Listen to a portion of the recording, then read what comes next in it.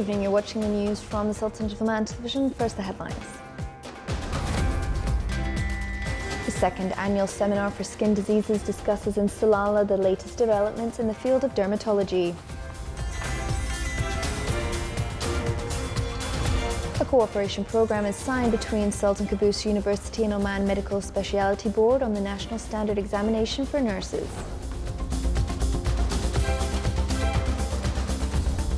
And the Palestinian Authority welcomes the International Criminal Court's decision to open an investigation into alleged war crimes in the occupied Palestinian territories.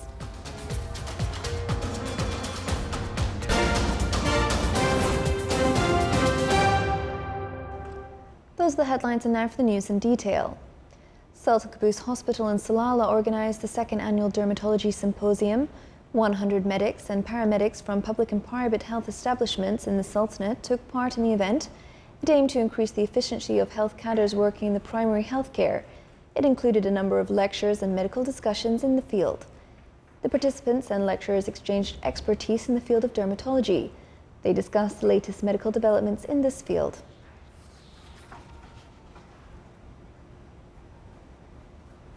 Sultan Qaboos University and Oman Medical Specialty Board (OMSB) signed a cooperation program on presenting preparatory sessions for the National Standard Examination for fresh graduate nurses holding bachelor degrees. The signing of this agreement goes in line with OMSB plans and its role in qualifying national cadres, as well as preparing candidates in order to render safe and efficient health practices. The agreement will also help achieve integration between OMSB and other academic institutions, which contribute in enhancing healthcare services.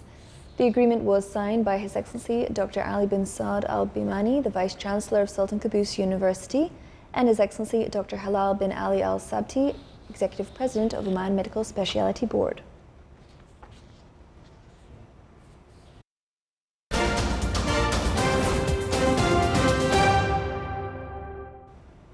The prosecutor of the International Criminal Court took a major step yesterday towards opening an investigation into alleged war crimes in the occupied Palestinian territories, asking judges to outline the geographic scope of a future investigation. The announcement ended years of preliminary investigations into alleged crimes by both Israeli forces and Palestinians, and has signaled that prosecutor Fatou Bensouda is preparing to open a formal probe. The move drew swift condemnation from Israel, with the Prime Minister Benjamin Netanyahu calling it a dark day for truth and justice. The Palestinians welcomed the decision, with Saeed Erekat, a senior official, calling it a positive and encouraging step towards putting an end to the impunity of the perpetrators and contributing to the achievement of justice. Israel is not a member of the court and does not recognize its jurisdiction, but Israel officials could be subject to international arrest warrants if indicted. The State of Palestine required the investigation as a member of the ICC.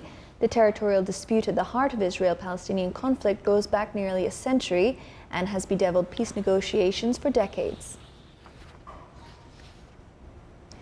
Near simultaneous attacks believed to have been carried out by drones hit 3 government-run oil and gas installations in central Syria. No one has claimed responsibility for the attacks, which targeted the Homs oil refinery, one of only 2 in the country, as well as 2 natural gas facilities in different parts of Homs province. Syria has suffered fuel shortages since earlier this year, aimed Western sanctions blocking imports, and because most of the country's oil fields are controlled by Kurdish-led fighters in the country's east. Syria's oil ministry said the attacks damaged some production units in the facilities. It said fires were being fought and that repairs were already underway in some places. The city of Homs and its suburbs have been fully under Syrian control since 2017. However, some parts of the province near the border with Jordan remain in rebel hands.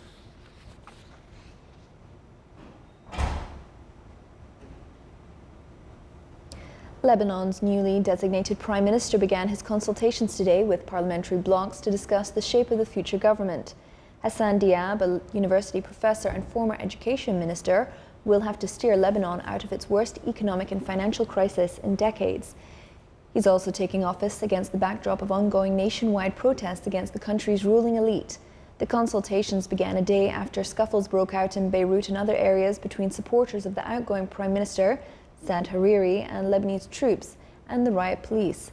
Hariri supporters were protesting Diab's nomination. Diab began his meeting today at Parliament with Speaker Nabi Berri then held talks with the former prime ministers, including caretaker Premier Hariri. Lebanese banks have imposed unprecedented capital controls over the past weeks. Thousands have lost their jobs, while the economy is expected to contract in 2020.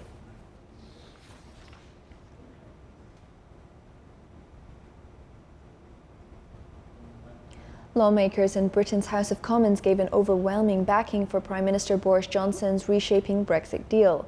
By 358 votes to 234, the MPs voted in favour of the EU withdrawal agreement bill, giving Johnson a clear run to end Britain's membership of the bloc on January 31st.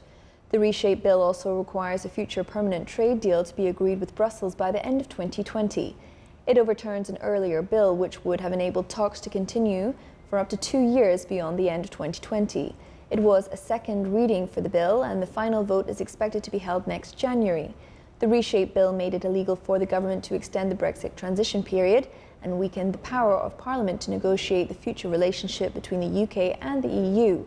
According to the bill, the UK and the EU must complete post-Brexit trade negotiations within 11 months, meaning the UK still faces the risk of a no-deal Brexit if the two sides fail to reach a deal by the end of next year.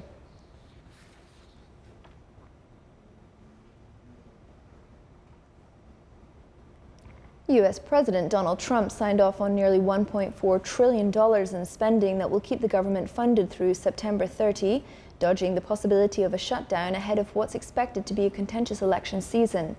White House Deputy Press Secretary Jude DeReary said Trump signed the legislation aboard Air Force One as he traveled to his Mar-a-Lago resort, where he will be celebrating Christmas and New Year.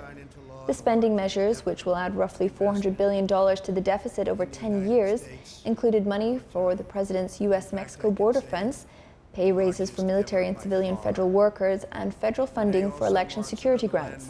The massive spending measures were made public earlier this week and headed off a repeat of last year's end-of-the-year impasse that led to a 35-day partial government shutdown. That showdown stemmed from Trump's demand that Congress sign off on nearly $6 billion in funding for the border wall. Hundreds of thousands of government workers were forced to work without pay during the shutdown.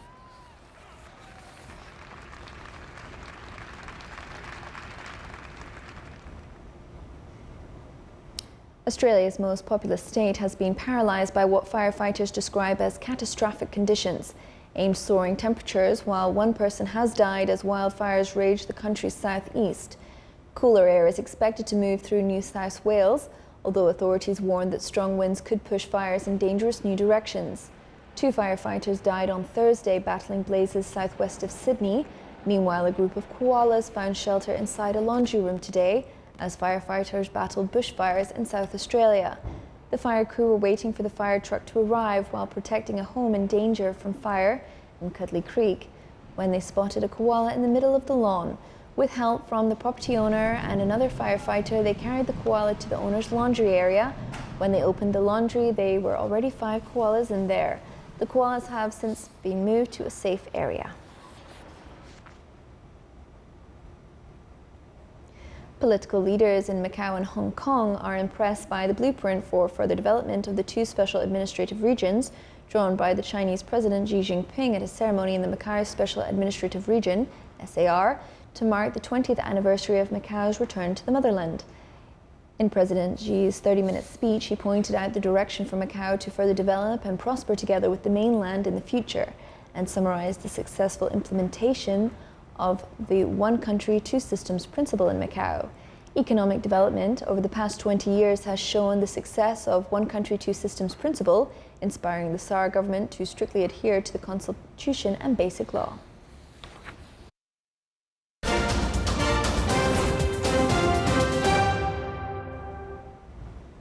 Back to some more local news.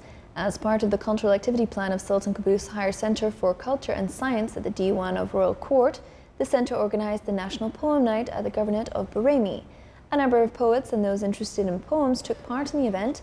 The event included a number of national poems on the love of His Majesty the Sultan and the homeland.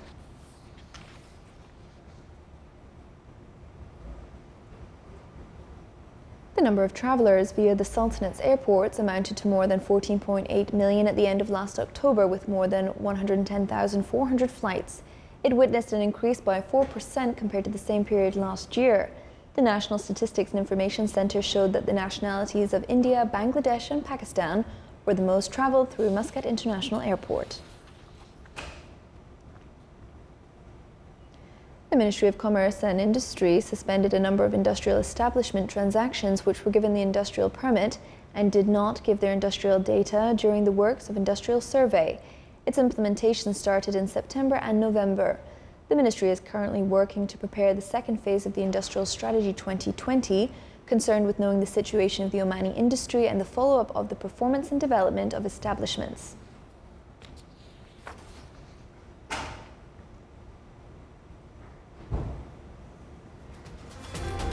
This is the Sultan of Oman television. Before we end tonight's bulletin, here are the main points once again. The second annual seminar for skin diseases discusses in Salalah the latest developments in the field of dermatology.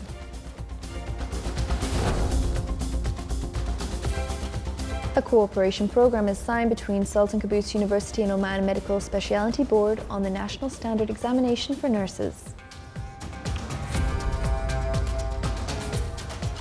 And the Palestinian Authority welcomes the International Criminal Court's decision to open an investigation into alleged war crimes in the occupied Palestinian territories. With that, we come to the end of tonight's news bulletin. From all of us here at the newsroom and the studio, it's good night.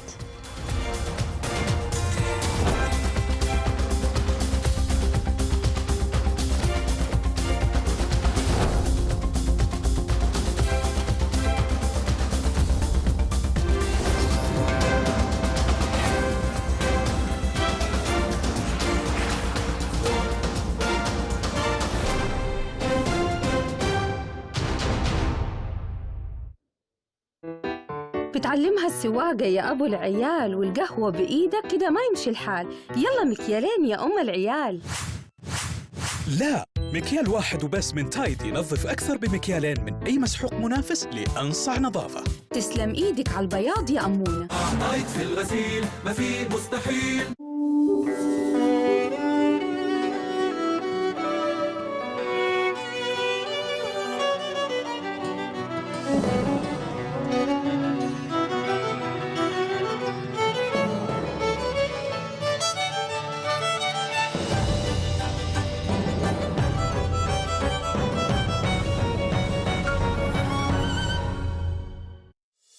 افتح نافذتك الرقمية وانطلق نحو الخدمات الإلكترونية الآلية المتكاملة من خلال نافذة الخدمات البلدية والمائية لوزارة البلديات الإقليمية وموارد المياه إنجاز www.mrmwr.gov.om.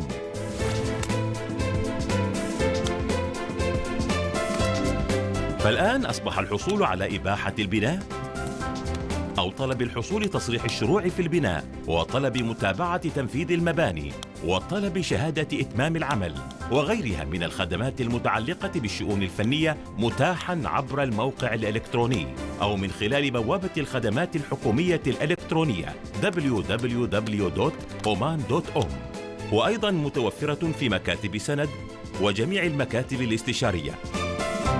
فالآن أصبح الإنجاز أسهل وأسهل. مع تحيات وزارة البلديات الإقليمية وموارد المياه، جودة وتميز نحو خدمات بلدية ومائية وشراكة مجتمعية رائدة. عطاء الشباب بالبذل والتفاني عزم متوقد بالهمة في بناء عمان.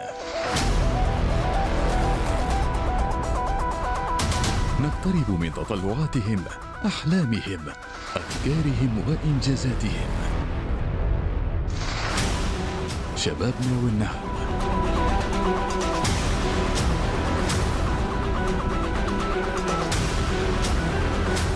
يأتيكم في الأوقات التالية.